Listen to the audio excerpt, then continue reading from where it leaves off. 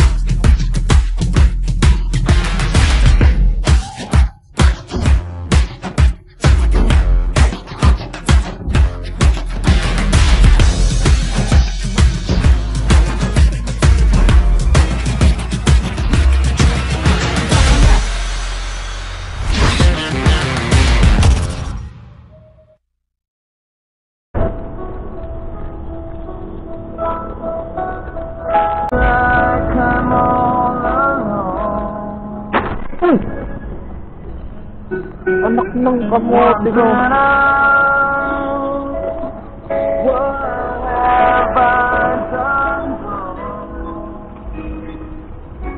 Ano ginagawa mo?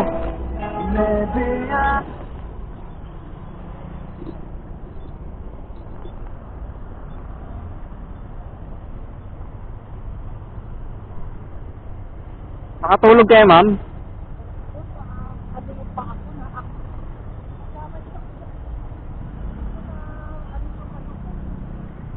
Ang likod ko.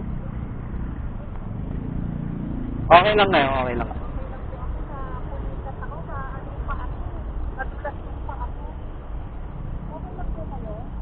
Napuwersa lang yung likod ko pero okay naman. Hindi naman malakas yung pagkakaano.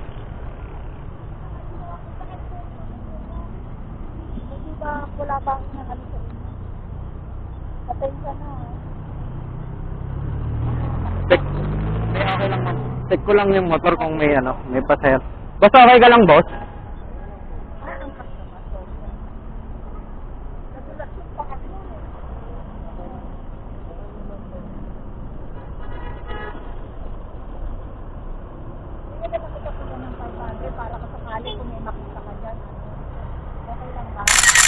Basag yung ano, ma'am, yung cover ng plaka. Tumpok mo kasi.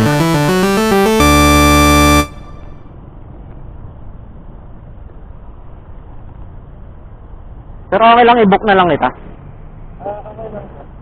Kasi mag-uusap pa kami nito eh. Pasensya ka na, sir. Baka ipaano ko pa to eh. Nagulat ako kasi nakahinto na tayo, di ba? Ang tagal na natin nakahinto. Napuwersa yung likod ko.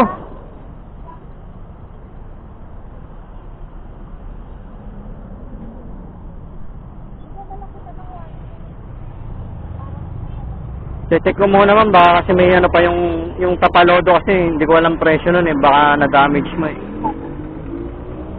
Tapos yung cover ng plaka, ma'am, nasira mo. Check ko muna kasi hindi ko alam yung presyo ng tapalodo.